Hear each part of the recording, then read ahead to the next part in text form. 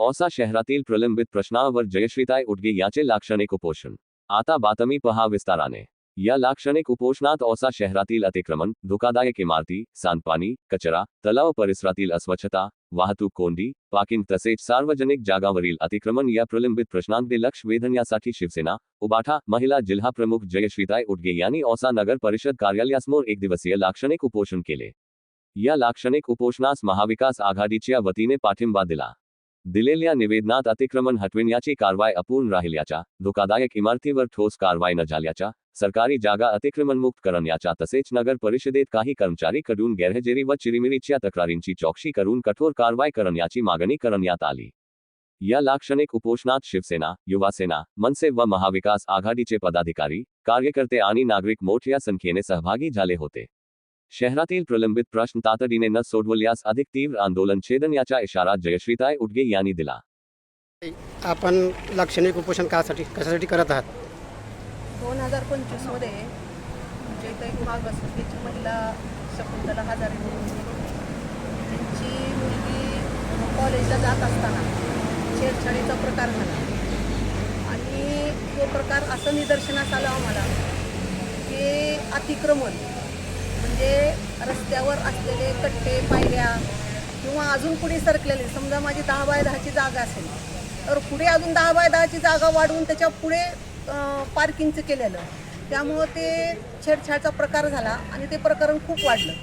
हे प्रकरण वाढलं असताना आम्ही मुख्यमंत्री, पालकमंत्री आणि जे काही लोकप्रतिनिधी आहेत त्यांना सगळ्यांना निवेदनं दिली की रस्त्यावर असलेलं अतिक्रमण हे त्वरित काढण्यात यावं आणि त्यानंतर आम्ही त्याचा पाठपुरावा केला।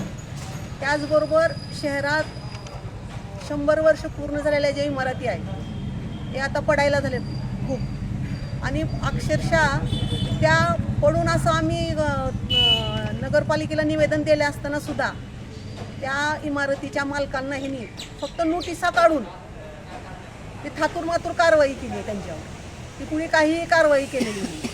आणि असं आम्हाला परवा कळालं की नगरपालिकेमध्ये त्यांनी एक ठराव घेतला आहे कौन्सिलने की आता समजा प्रभाग क्रमांक 6 असेल, म्हणजे माझाच प्रभाग घेते मी, प्रभाग क्रमांक 6 असेल आणि तिथला नगरसेवक असेल तर माझ्या दारात जर कचरा कुणी आणून टाकला किंवा कचरा साचला असेल आजूबाजूला तर जोपर्यंत नगरसेवकाचा फोन येत नाही तोपर्यंत तो उचलायचा नाही। म्हणजे सफाई कामगारांना नगरसेवकांचा फोन यायला पाहिजे, नागरिकांचा नाही। मला आता इथं एक गोष्ट सांगा, माझे नगरसेवक आहेत मेहराज शेख, ते उठतेतच रोज 11-12 वाजता, तोपर्यंत कचरा तसाच साठू द्यायचा का?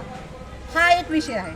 त्याचबरोबर रॉ मटेरियल म्हणजे बांधकाम होत असेल आणि ते बांधकामाचं रॉ मटेरियल जर दारात पडलेलं असेल, रोडवर पडलेलं असेल अक्षरशः जाण्या येण्याच्या, तर ते रॉ मटेरियल 6-6, 7-6 महिने उचलले जात नाही। हा एक विषय। तर ह्या सगळ्या विषयाचा एका भागामध्ये पाणी पुरवठा 10 दिवसानंतर होतो, दुसऱ्या भागामध्ये 20 दिवसानंतर होतो आणि एका भागामध्ये बिना मोटरचं लोकांच्या घरात ते पाण्याचे हौद भरतात आणि दुसऱ्या पट्ट्यामध्ये कमी दाबाने पाणी पुरवठा होतो। त्याचबरोबर इथं कर्मचारी आता तुम्हाला 1:30च्या नंतर कुणीही नगरपालिकेमध्ये कर्मचारी भेटणार नाही। एकदा लंच टाईम झाला किंवा सीओची रजा असेल त्या दिवशी तर त्यांनी फोनवर विचारतात की आज सीओ येणार आहेत का नाही।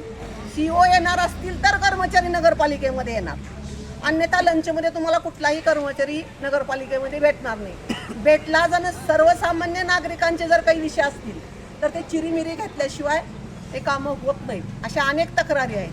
त्याचबरोबर अतिक्रमण विभाग असेल, कॅरीबॅग गोळा करण्याचा विषय असेल, त्या विषयामध्ये मी ह्यांचं जे पथक नेमलेलं आहे ते मी तुम्हाला पुराव्यानिशी, माझ्याकडे पुरावे आहेत की त्यांनी सर्वसामान्य नागरिकांकडनं पैसे घेऊन कारवाई केली जात नाही अशा लोकांवर। सांडपाण्याचा एक विषय आहे, तळ्याचं जे सांडपाणी सोडलं जातं आहे तिथं पण त्या नालीवर मोठ्या प्रमाणात अतिक्रमण केलेलं आहे। आता आपण बघत आहेत, पत्रकार आहेत आपण, की गेल्या 1-1.5 महिन्यामध्ये किती नागरिक उपोषणला बसले, किती नागरिकांचे निवेदन आहेत।